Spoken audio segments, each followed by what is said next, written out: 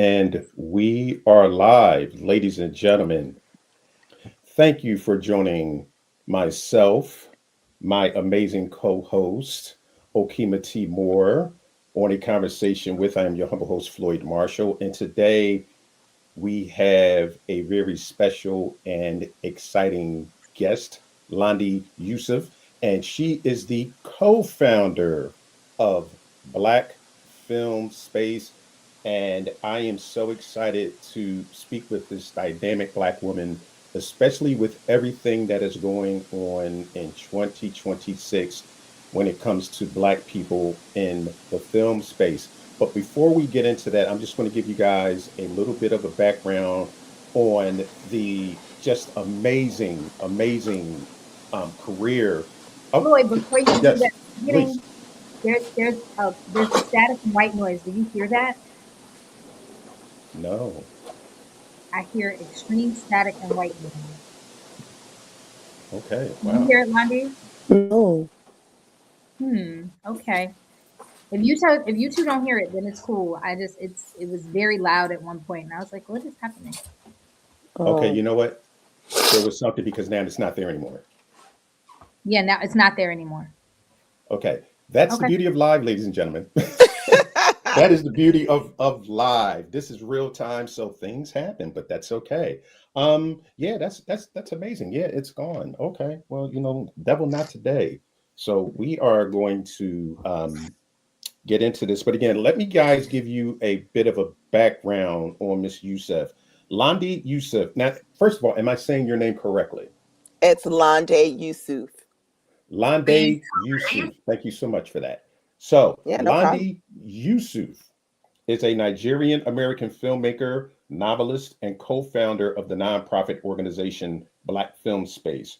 Her short film, Privileged Unhinged, which I watched today, we're going to talk about that, screened at the Martha's Vineyard African American Film Festival, Big Apple Film Festival, the DC Black Film Festival. It also aired on AMC Shorts TV and was a finalist for HBO's Insecure and Rap Shit star Jean Elie's short film contest under his company banner Basset House.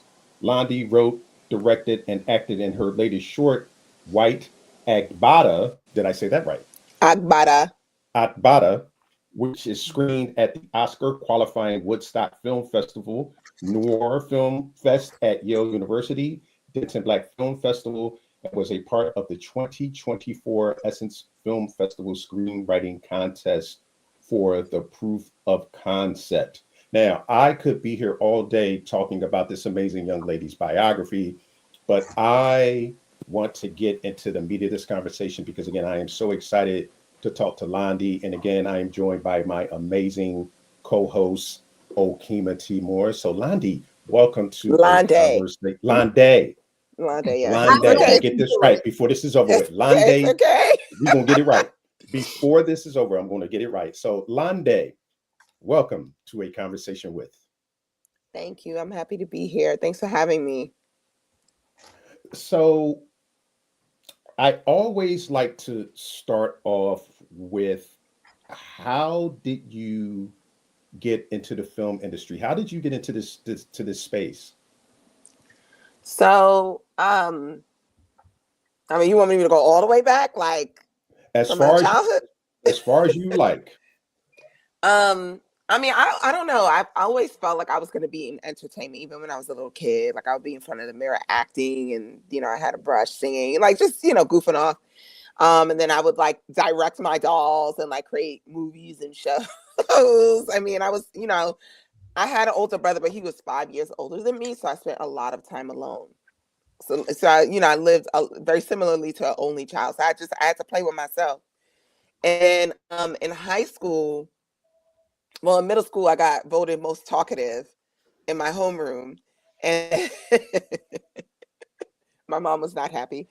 And then my friend in high school, I was telling her about it, and she was like, based on your personality, I really think you should look at doing like a psychology test to see what you should do, because I just feel like you would be really good in media or something. So I did it, and then Oprah Winfrey had the same personality type as me. So I was like, I'm going to give this a shot. I mean, I feel like this is something I can do. So I proposed it to my parents. They were not happy, like, you know, because my mom wanted me to become an architect like my dad. And I was like, I love architecture and interior design, but I don't know if I would want to do that as my main career. So I was like, let me go to school for film and TV. I'm going to prove to you guys that I'm really serious. So in college, I like worked my tail off. Like I took like 5-6 classes a semester. I had a job. I had an internship every semester, even from freshman year. Even when my department said, no, you have to wait until you have a certain amount of credits, I was like, screw you guys. I went to the economics department. I got elective courses and I petitioned to the dean. And I was like, look, you know, I really want to get these internships. Like, it's really tough in this business.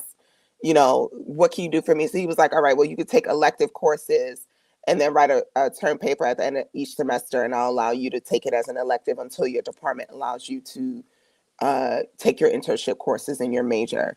So that put me in a really good position to seamlessly enter into the industry. So by the time I graduated, I had like 7 internships at different companies. I was able to like experiment. Like I interned at Lifetime, at Def Jam, at Miramax, at, you know, all these big PBS, ABC.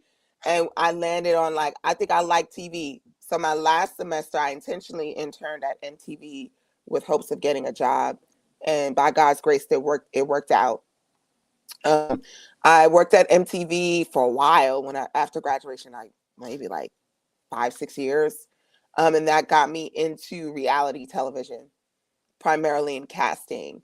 And then once I was part of the casting team for the sizzle tape that got 16 and Pregnant greenlit, the calls just kept coming.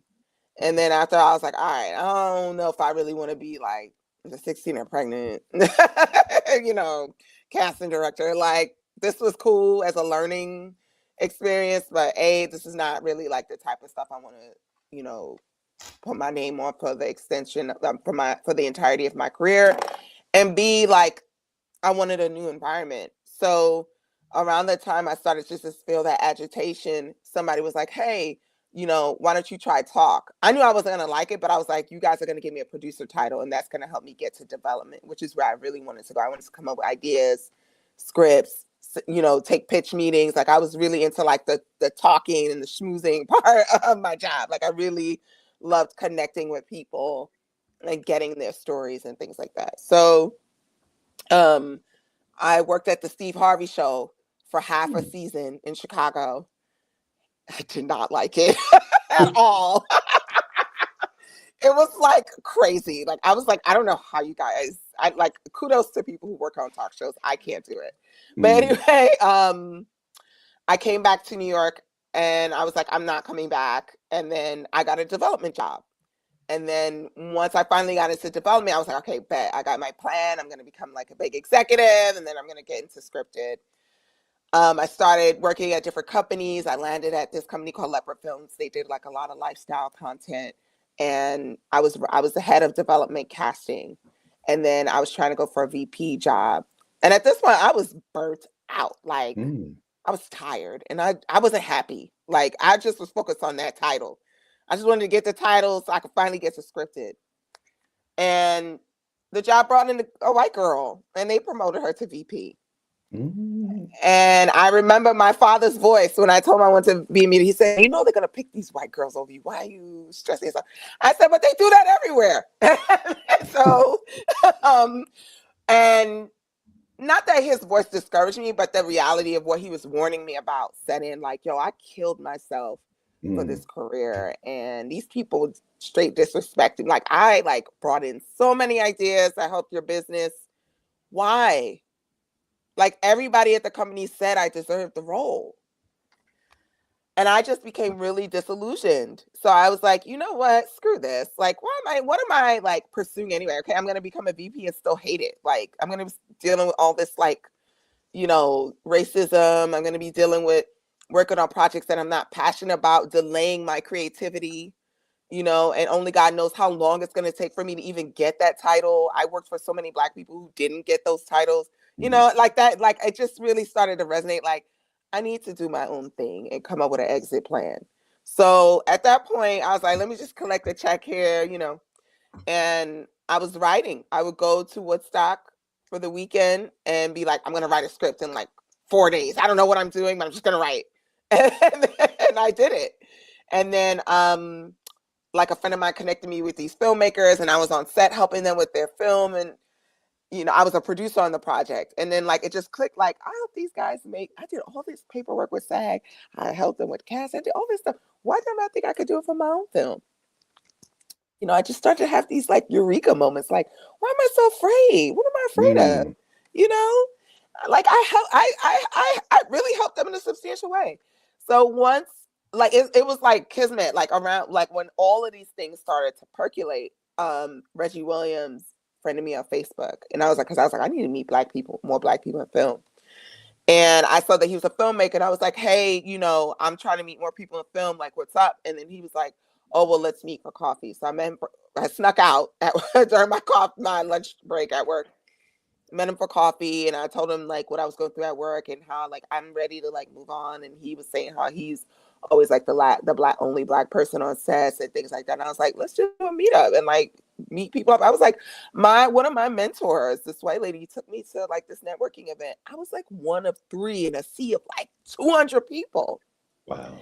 And these girls are putting each other on jobs, they're sharing industry secrets. Like, we have to cultivate those spaces where everyone's exchanging ideas and resources. Like, I can't tell you how many times I worked at a job. Oh, my buddy's going to come in. And like, the buddy is not the most qualified, but they're the most connected, right?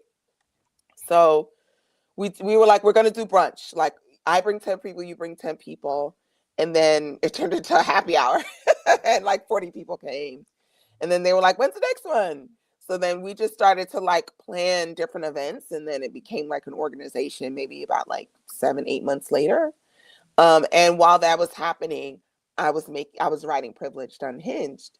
I also forgot to mention that while I was at my job where I was trying to get a VP role, I was taking a lot of writing classes as well. Just like short stories, like just really getting an idea of my voice, what I wanted to say.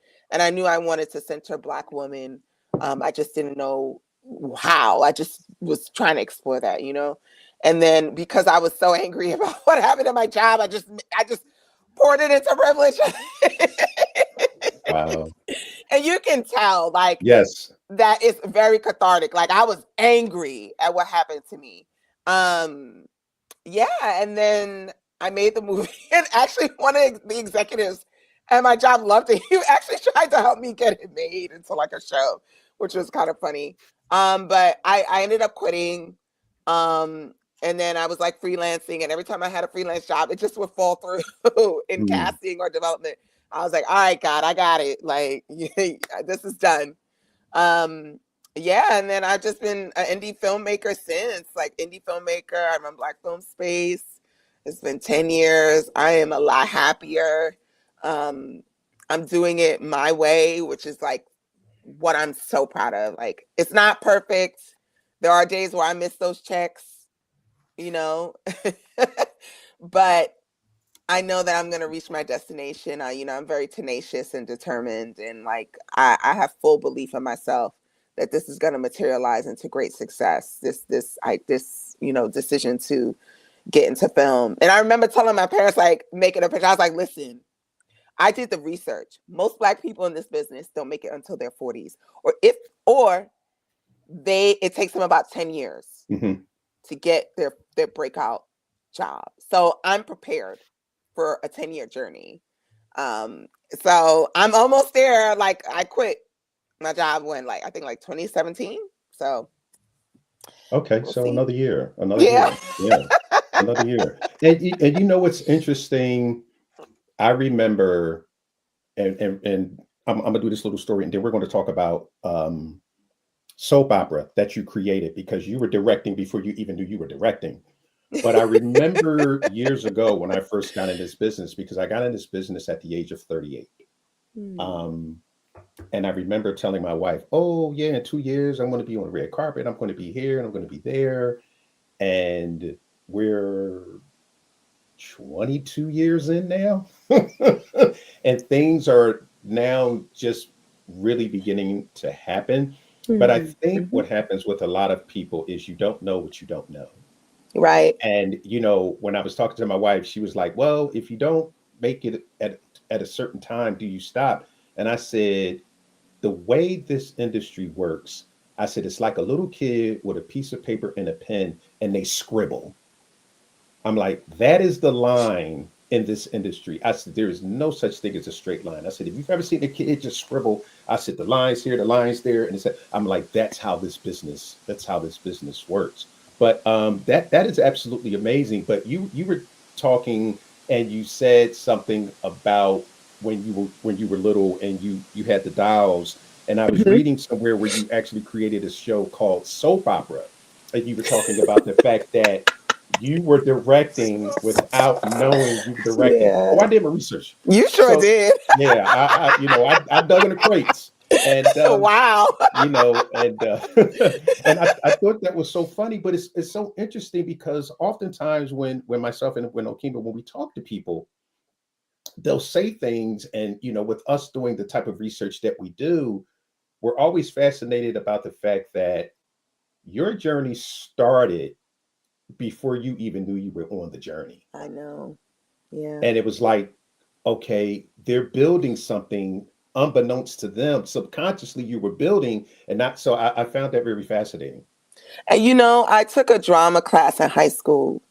Like I went to a lot of gifted schools where everybody could sing and dance. So I was really intimidated by my classmates. You start singing, they'll sing over you, and then it's like everybody's singing. So I'd be like, all right, y'all got it. Like you guys grew up in church. I didn't do that. I'm Nigerian. Like, my family's Muslim. So I didn't have that sort of formal training vocally. I didn't have that training with drama. But I remember, particularly in my senior year of high school, my instructor told us to do a monologue.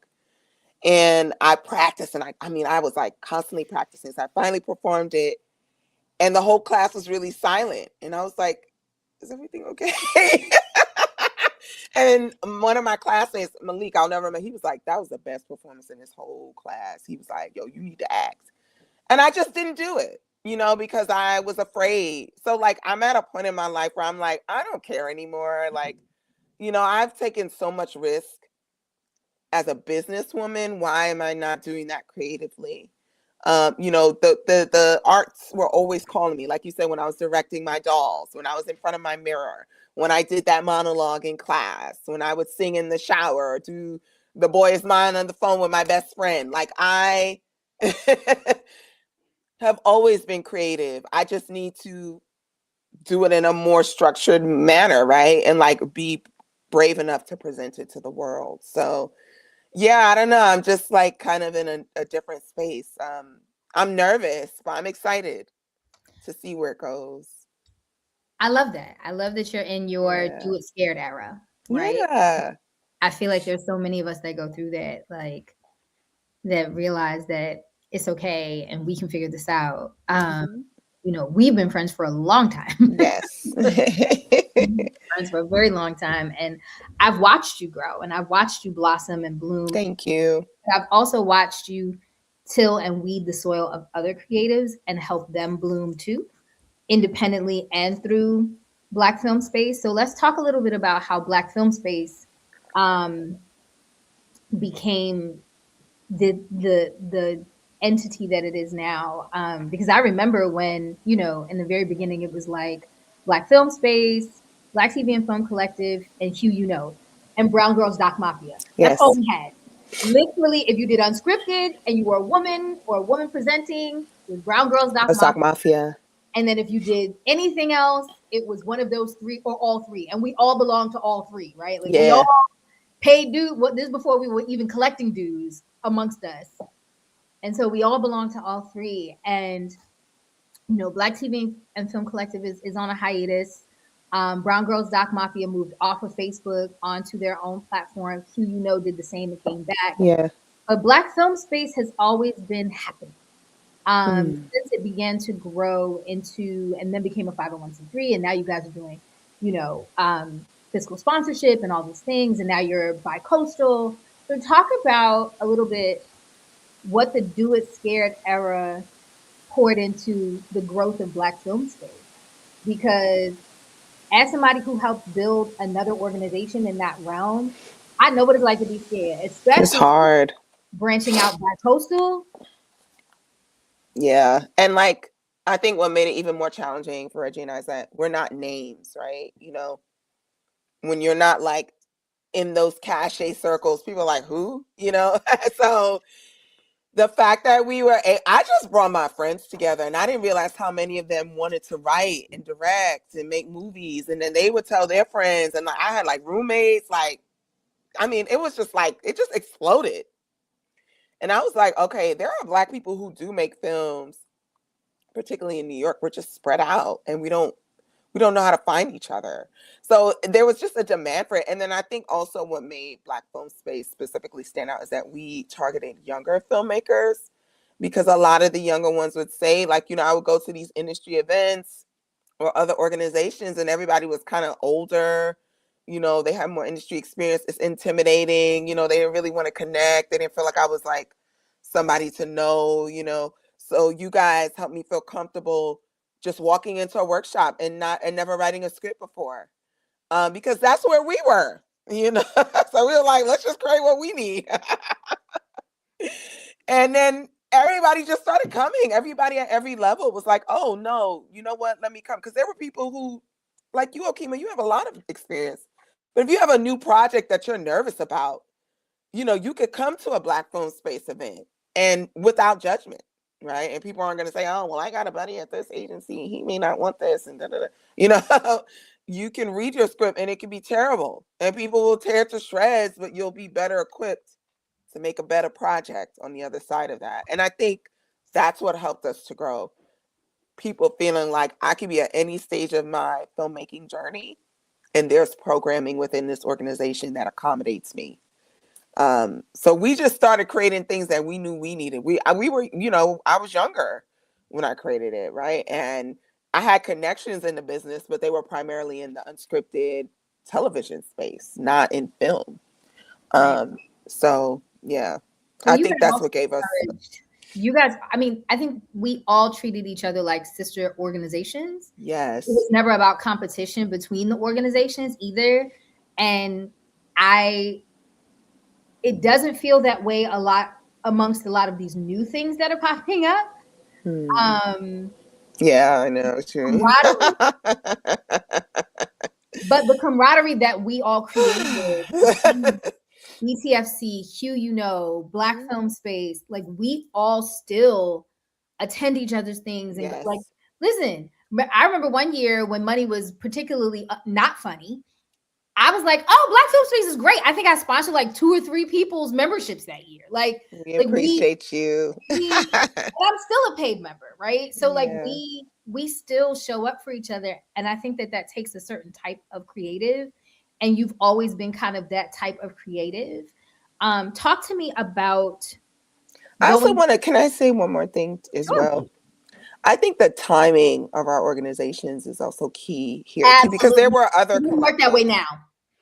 Right. And there was a major void, particularly in New York City. There's even a void in LA, actually. Like a big. Well, LA is a little different. I was gonna say LA got some other issues going on. The issues are different, you know, on the different coasts. Like New York, I think it's more of like there are people who are hungry, ready to make stuff. They just don't know anyone, and they need to go to events.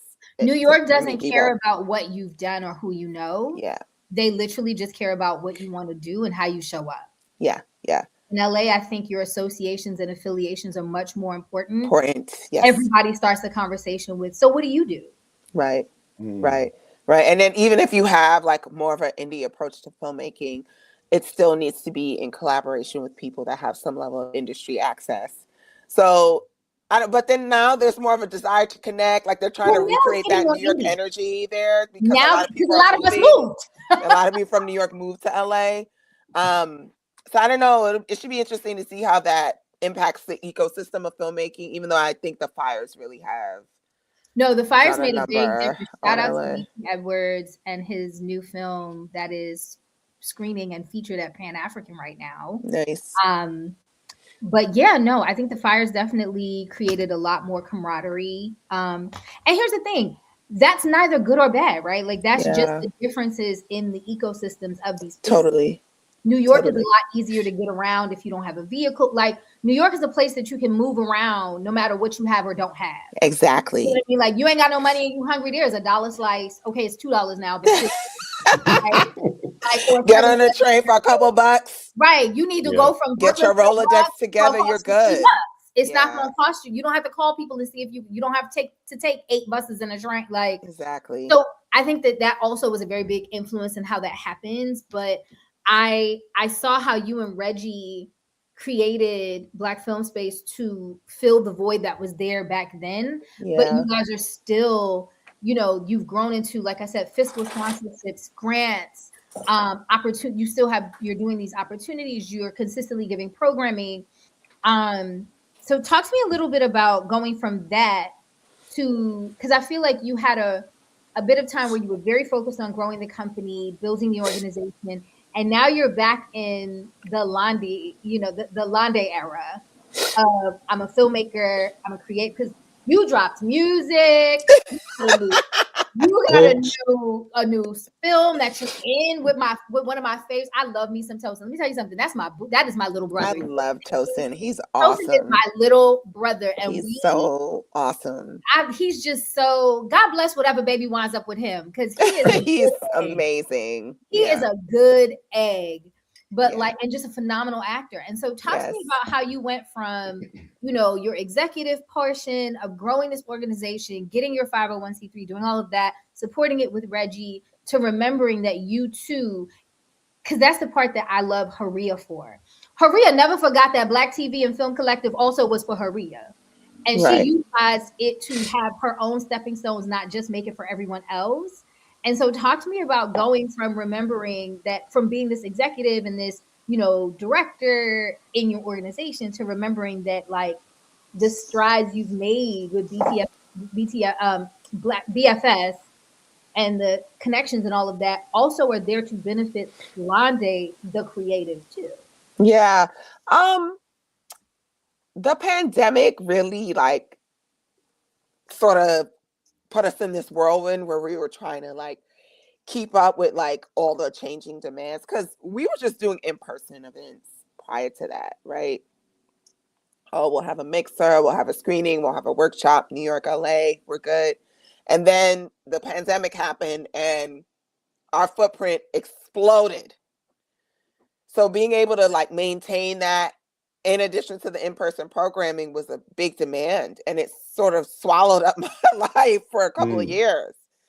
And then we created the membership. It was a lot. And I was like, all right, I need to make a movie. Like, it's been a minute, because I made a movie in 2019. And then it did well on the festival circuit. We got into this. That was one of my favorite movies of yours, but that's probably because I haven't seen the new one yet. But oh my God, it was so good. And Jean Elie, speaking of the fires, was so good and so fun. Oh no, I made that one in 2018. Okay. Then I made, so yes, second generation wedding, yes. And I adapted that into a novel. So, you know, I'm not giving up on that. Something will come from that. So, listen, you know, I supported the novel too. I'm here for all the things. And I made all the edits that you told me to. Anyway. So yeah, so I made a dramatic short after that, but I didn't write that one. I directed it. It's called Love and Submission. Saw that one. Yeah. And that one got into this program where it got into 60 art house theaters throughout the country. And that would have been a career-changing experience, but we were in the pandemic. So I didn't really get to leverage that opportunity. Then we were also part of like a case study about diversity in Hollywood at Sundance that year, but it was virtual. So I didn't get to leverage that. I would have been on the plane to Sundance, but didn't get to leverage that. Then the writer co-star was like, oh, you know, I had second thoughts about the content. I don't think I want to distribute this anymore. And I'm like, oh my God, what am I going to do? So I was like, oh, you know, like, okay, you know, sure. I can't, you know, that's kind of like the disadvantage of like not being the original creator of your work. And, you know, I don't know what was going on Girl, her you ain't got to creatively at tell that time. me because But we that have was a things to tough catch us blow. on. That was a blow because the film was doing great. Wow. And I was like, damn, now what do I do? And then Black folks, they started to just take over my life.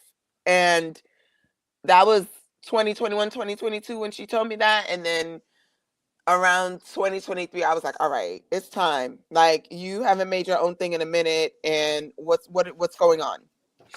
And then I just started brainstorming, and I was like, I know I want to make stuff centered on Black women, but what is going to drive the mission of my creativity? So I should rewind. I had this life-changing trip in 2020 to Nigeria. And my parents they immigrated here during the 70s. And that trip made me realize you are part of the Black diaspora by way of Nigeria. Your mission as a creative is aligned with bringing these two communities together. Everything you do needs to connect them.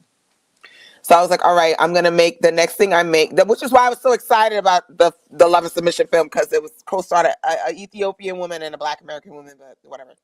So then I just started brainstorming like, okay, what does that look like from an image standpoint? What does that look like creatively? What does that look like, with the books that I'm writing? So then I started writing my novel, and I was like, all right, well, what does that look like in my next film? And that's how I came up with Why Agbada. I was like, this is a story that I think is going to really connect. Yes, it's told within a Nigerian-American setting, but this is a story that's going to resonate with the entire African diaspora. So once I solidified that storytelling part, all these other creative ideas just started coming out. I was like, okay, I could do music for the soundtrack. Okay, I could co-star if I want. Like, let me just give myself a cameo. Let me do it my way. Because the last time I worked with another filmmaker and I was at her mercy, it didn't work out. So I better go with what I want to do and not wait. Because I could have been in my other films, but I was too chicken, right? And I'm like, no, I need to seize that opportunity now. Instead of waiting for somebody to tell me, oh, I want you to direct my film. Oh, I want you to co-star in my movie. Let me just do all the stuff I want to do in my own projects. And that's why I wrote my book. That's why I co-starred in my film. That's why I made the song, and I'm going to make more music, so like, and I'm making more music. So that is kind of where the space I was in. I felt like I was allowing other energies to occupy my creativity, when in reality I could do both, and I was placing unnecessary limitations on myself. So yeah, I think the trip combined with the whole thing with the other person's movie and then Black Film Space just swallowing up my schedule made me decide, like, nah, I got to get back in my creative bag and remember why I created Black Film Space to begin with, which is to not only help other filmmakers, but to also expand my creative community and source of inspiration as well. Yeah, So why do you think that when it came to certain things, you were so scared and so hesitant to actually just forge ahead and do it? What do you think was the thing that was causing you to hesitate and say, I don't think that I can do this? What was that? I definitely feel like it was some of my childhood trauma, Mhm. that impacted my confidence and self-esteem. I'm just going to be straight up about that. And then I was known as one thing. People were like, you're the next Oprah. And I'm like, Mm. I don't feel like Oprah is really what I'm aiming for. But it was how I was being perceived. I love Oprah Winfrey. I watch her show religiously. I admire greatly her success. But in terms of the type of person I want to be perceived as, I wasn't exactly sure that Oprah was 100% aligned with that. Maybe that's a tentacle of like a larger image that I would want. So I just relegated myself to that because that's where I was getting rewarded, because that's what people saw. When I tried the other things, I didn't really get much of a response. But I think also now that I'm older and I've kind of done a lot of work on myself, I just don't care as much anymore. People, like, y'all can like my films if you don't like my other stuff. It's for me. It's for me. And whoever connects with it will connect with those other aspects of my creativity. I don't have to apologize, and again, I also grow up, when you grow up in a big family and everyone's kind of like relegated you to a specific role, again, in persona, you live up to that. And I was taking on a lot of that stuff. And again, it was really within that whole like Oprah Winfrey, media executive persona. And I started to realize as I was doing a lot of work on myself, going to therapy, healing, things like that, that wasn't the totality of who I was. I'm an artist. I'm an artist. And that comes first. Mm-hmm. I love business. I like making money. Don't get me wrong. But I'm an artist. Like, that's my main motivation for even being in this business. It's to express myself creatively. And I think the fact that we have to wear so many hats in independent film, and how we have to create so many lanes so that we can be fiscally sustainable, emotionally sustainable, and also be the help that we wanted when we didn't have it, right? We get into this space where we forget that we are also allowed to be the creative, and to be, we as the helper are also allowed to be the helped, even if it's us that's helping us. Exactly. In the same infrastructure that we use to help everyone else. Because it's kind of like, it's like the airline. If the oxygen mask comes down, they always tell you, put your mask on first. On someone else's. And that's the whole thing. It's like, we have to remember, we are giving air to everyone. We also are allowed to breathe.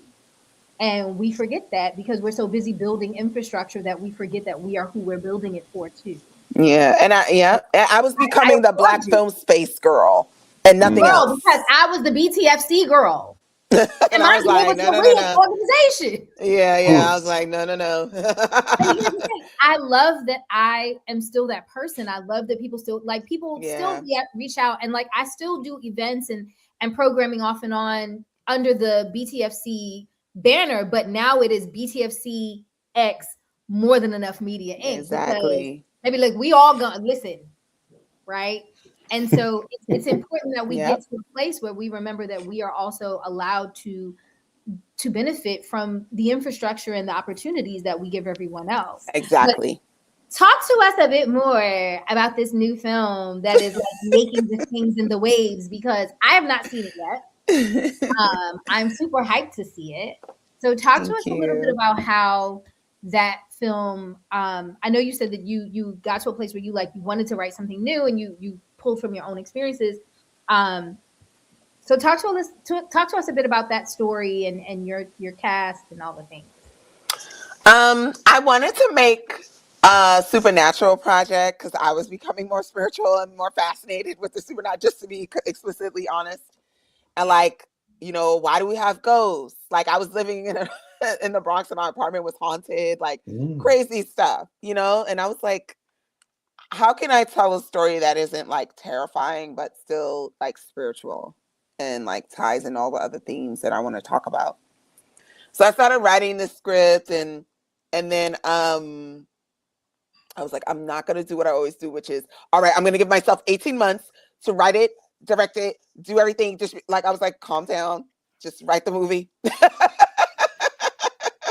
and make it as best as you can.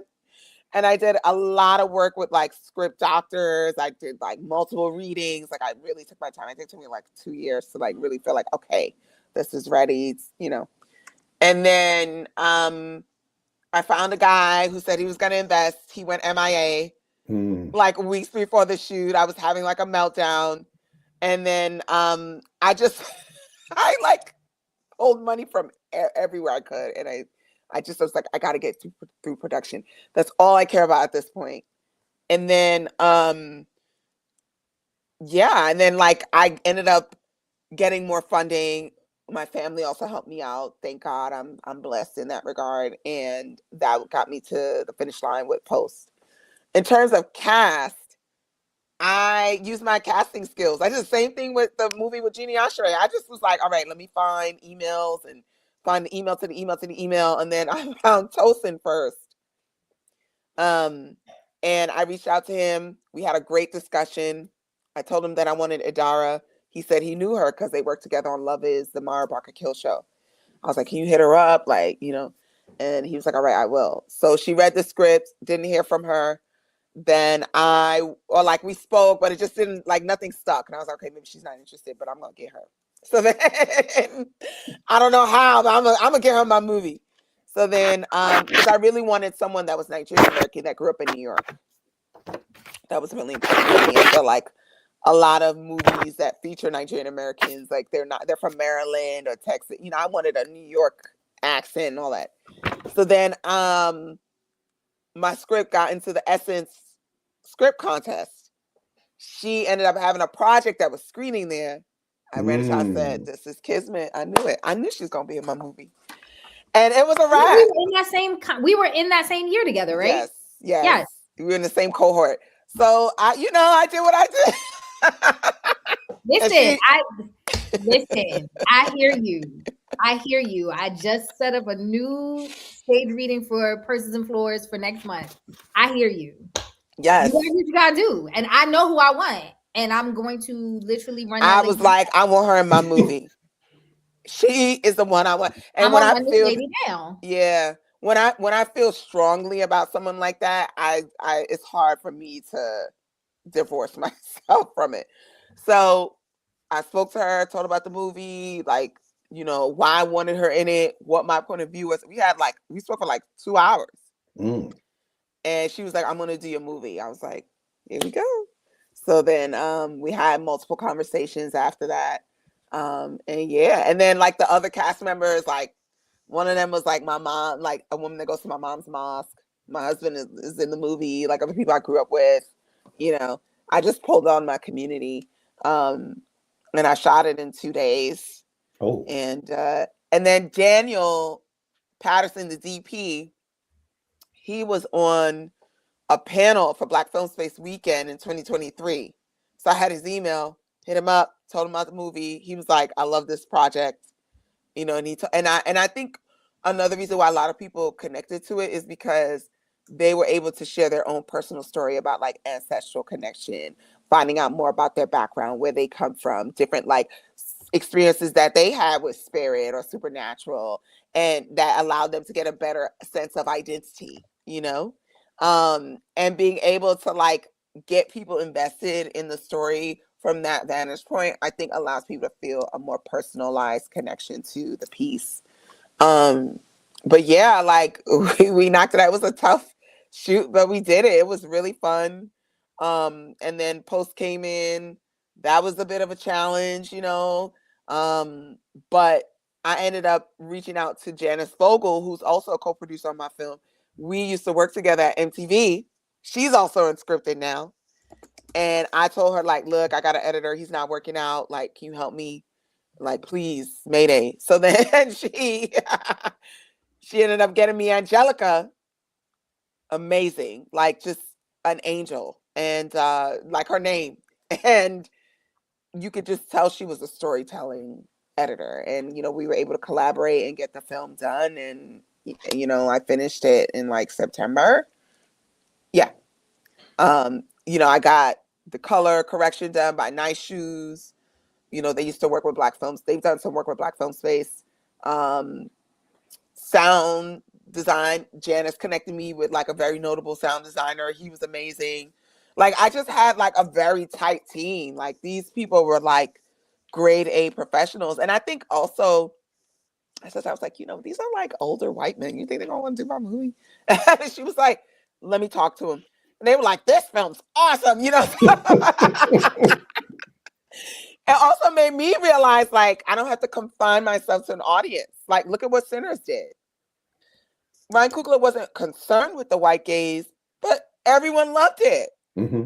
But he also leaned into the fact that, like, Ryan Coogler is, like, personally a fan of Celtic music. Yes. Which is what helped him bring all of that. You know what I mean? So I think that we also have to, you know what I mean? Like, listen, if I hear Sweet Caroline while I'm out, I'm going to give you a ba. That's right. Of course. Because you know what? music is universal. We saw that a couple Yeah. of weeks ago at the Super Bowl. I didn't have to understand what you were saying, Bad but Bunny I was saying, felt, yeah, but you I felt felt his what you were intention. saying. Not Yeah. to mention Bad Bunny, say Guyana. So you can't tell me nothing, okay? Bad Bunny, say Guyana. But no, I think that that's important too. Like, we need a space because we are not the universal thing. But because we are not the universal thing and have a space for our stuff, doesn't mean we have to get relegated to not also including whatever else. Now, I'm not saying go on and like all lives matter your project. Of course not. But I am saying that it is okay to bring in other things. Yeah. Once you have ensured that your voice is the paramount voice. Mm-hmm. Right. And I think that we sometimes, and listen, amen to whoever feels like whatever. Like, I'm not here to tell nobody and police nobody about how to make their stuff. But universality helps when you are ensuring that your voice is the prominent voice, but it's not the only voice sometimes. Yeah, totally. But everything's connected. It's Sometimes. like when you add Sometimes. I think it's all connected. It may not be in a good way, but there's always a connection somewhere. And it's like when you add a new ingredient to food, it gives it a different flavor. It's still your dish, but it has a slightly. But every now and again, you add an ingredient that don't belong there. Keep your raisins on. But you know what though? Sometimes it's good. But you know what though? Sometimes it's good to find that out. So but sometimes you know that, but you knew them raisins. But yeah, sometimes, yeah. Like, and I see what you're saying, but Right. I just want to also go on the record as Claire Huxtable used to say, let the record show. Right. That everything don't belong in the mix. Yes. I think that what you're doing is smart. How you've done it is smart. And you acknowledging that you have these, because here's the thing, the same way that we say I tell universal stories utilizing brown bodies, right? Mm-hmm. That's right. I tell universal stories utilizing queer people, right? Yeah, totally. So that's why those white men felt it not robbery to say, this is a phenomenal story. Let me help you out. Yeah, totally. You know what I mean? And that's the part that we have to remember. You know how many white people we had on down in the valley, which was the most Black, Southern, queer thing ever. And I am not Southern. I am Caribbean. Sorry, excuse me, guys. I have to wipe my nose. Okay. Sicky, yo. I'm doing all right though, right? Yeah, you're doing phenomenal. You're doing phenomenal. Listen, you we are in you know New York in the fake winter, fake spring, gonna bring you all the, I know, but I'm back. So talk to us about what's next. What are we looking for next with Lande? What are we looking for next with One Scribe Media? What are we looking for next with BFF? Like, what's coming up? What are we looking out for besides ensuring that we get to a festival or make sure that we are able to see White Agbada? Michael, well, it's currently on its festival run. The majority of the festivals, God willing, this fall and summer, it'll pick up. I'm working on the feature. Yeah. And, because I'm big on proof of concept, so you can get your money's worth. That's just me. Hi, pick me. Yeah. And, I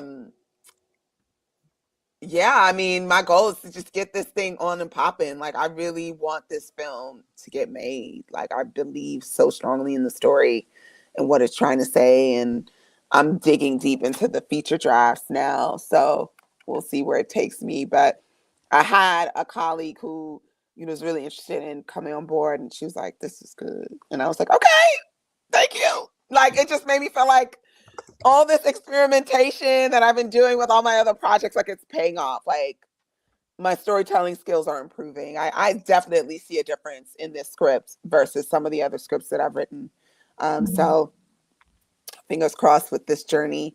I'm remaining open to, what happens with it. My main goal is to get the story out there for particularly our community to watch it and have a lot of discourse about it. So that's that. And then regarding Black film space, we're going to continue on the mission. The current climate has been quite challenging to navigate as a nonprofit. particularly an identity-based nonprofit. But we're going to continue with our programming, and we have revamped our strategy in pursuing the resources that we need to continue operating. And this year, we're hoping that that plan comes to fruition. So yeah, I mean, you could certainly look for more of the same, but there'll be some tweaks to it. Again, considering the current climate that we're in. So yeah, if anybody wants to learn more about what we do, go on blackfilmspace.com. Sign up, be a member, hit me up if you have questions, if you want to get involved. Let me know. Shout out to Black Film Space. I have an event. More Than Enough Media has an event that we're doing with them. Yes. Next weekend. Along with the Black Women in Comedy Laugh Fest. We are doing their micro film festival. That's right. And so thank you, Black Film Space, for showing You're up. so welcome. Lending your cachet to our event. Yes. And let's promote, get the people in the doors, because we got some stuff that we're going to show. It's going to be fun and funny. Yeah, I mean, I think I want you to know, as your friend and your sister, I'm so proud of you. Thank you, Okima. I see you. Thank you. I believe in you. I've always believed in you. Thank you so much for saying that. And listen, you are kicking ass and taking names. I'm here for it. Thank you. Sometimes because I'm behind the scenes of Black Film Space, I'm just like, there's a lot of isolation there. So people are not exploring my art as much as the members in our community and things like that. Sometimes I'm just like, do people see what I'm doing? Like, is it relevant? Like, I do question that. So thank you for saying that and affirming like the work that I'm doing. Because there are days where I'm like, oh, I really want to get my work out there, Yes, no, we see you. And I think that this is just another reminder for you to remember that it is okay for you to say your name out loud when you say your members' names. It's not self-absorbent. It's not selfish. It is you, again, remembering that you are able to be the help and the helped. Thank you. Yeah. And you guys are doing amazing work. And again, especially in a climate where they're basically making it a crime to say Black. Yeah. Black Film Space is so vital because it provides a home and it provides a safe space. Mm-hmm. And again, with everything that's going on now with them pulling funding and, it's rough. Just companies pulling back on diversity, equity, inclusion, or diversity, inclusion, and equity and things of that nature, to have an organization such as yours that is just basically standing in the breach saying, okay, well, we may not get what we used to get, but that is not going to stop us from doing and completing the mission. So I would just like to commend you and Reggie on that. And I will be becoming a member because I was on the website last night. Thank you. Yes, and I will be sharing it with all 12,000 of my followers on Threads and 8,000 on social, on Instagram and all of that. Because again, it is so important that we as Black people have our own. Yes. Because they ain't giving a shit. No. And they're trying to take what we have. It's time for us to just focus on ourselves and be okay with that. Like, I think there's a fear among our people, like, what's going to happen if it's just us? Nothing. We'll figure it out. We always do. You know what I mean? Like, we figured it out before. We'll figure it out again. Like, it'll be fine. Like, it'll be harder. It might be a little less comfortable and convenient, but we'll figure it out. I don't know. I truly believe that. I do. Yep. I do. And I think that, it'll be an adjustment. Some of us will be resistant to the changes, but I think the more that you accept the circumstances that we're in and adapt and think in like a more expansive manner, have that ingenuity that we already innately have, you're going to end up winning in this season. They're going to try to stop us, but what's ordained can't be blocked. And that's what I really believe. I think that we're going to figure it out. I do. Yeah. We always do. The thing is, unfortunately, we earn our title of resilient by default because of the fact that we were never meant for this place anyway. Yeah. But we are the reason why once upon a time lobsters were considered peasant food, and now you pay 100 and change for them. Or oxtail. No, oxtail is our fault because we've been putting it in everything but the plate with beans and rice. What's wrong? You know, you used to my mom grew up in Nigeria. She said we used to make fun of people who ate oxtail and eat it like secretly, but now you know. And see, I never ate meat like beef, but like as a Caribbean, oxtail was a consistent. Yeah, but no, I mean, and so we are the consistent. We are the moment. We are the movement. We are you know what I mean? We are, you know, as Baboni would say, el sabor. We are the flavor, right? Yes. You basically took the words right out of my mouth because that's exactly what I was about to say. Benito knows. Yeah. And I think that this time, I think a Black Renaissance is coming. It is. And I think that I agree. And I think that it's going to be a Pan-African one this time. I think that, and before we head out, that's the last thing I want to touch on before I give you back to Floyd for us to wrap up. I want us to remember that on this screen right now is an American, an African, and a Caribbean. But also on this screen right now are 3 Black people. Yeah. Black is not a monolith, and it doesn't belong solely to any one particular group or person. And as much as we continue to lean into the fact that we literally, as the trifecta just on this screen, need each other and need each other's ethnicity and background and influence to make better things collectively, we will be okay. I'm not here to talk about the non-necessity of Africans. I'm not here to talk about Black Americans as a Caribbean, right? We all benefit from each piece and part. And honestly, I'm here and Floyd's here because they picked us up from your spot and stopped in different places. And so the more that we remember that it's never been or, it's always been and. I strongly believe that. I mean, I created an organization in the United States. Yeah, I'm first gen, but like 70% of our members are Black American. I have no qualms about that. Right. Because I'm in the United States. You know what I mean? Like, but also, we are the same ones that, baby, let me tell you something. Everybody's asking me, have I been to all these places in Europe? I'm like, nope, but I've been to half of Africa, honey. And I believe I will have a flight to the continent as soon as possible before I go to Europe. Europe ain't going nowhere. Yeah. I think we all can work together harmoniously. But we do. And and like I know there's a lot going on in Diaspora. I personally am not interested in propagating that, but they're just as dumb as the sex wars. Yes, they are. Yeah, that's a whole nother podcast. Right.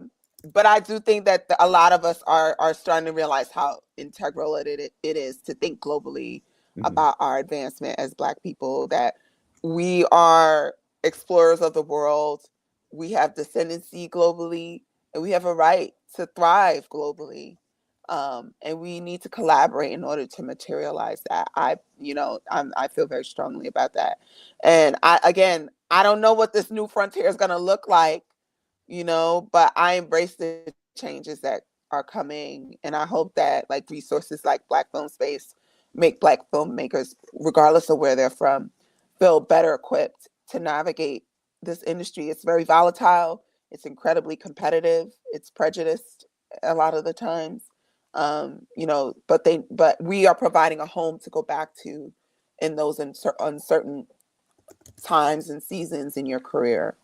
So just come through. We're here to support you and make you feel validated as a Black storyteller. So, yeah. Absolutely. So where can people find you? Well, you can look up Lande Yoosuf on all platforms. I'm probably on there. So you can look up my name and then you can look up Black Film Space. We have obviously Black Film Space has a website. We're most active on IG.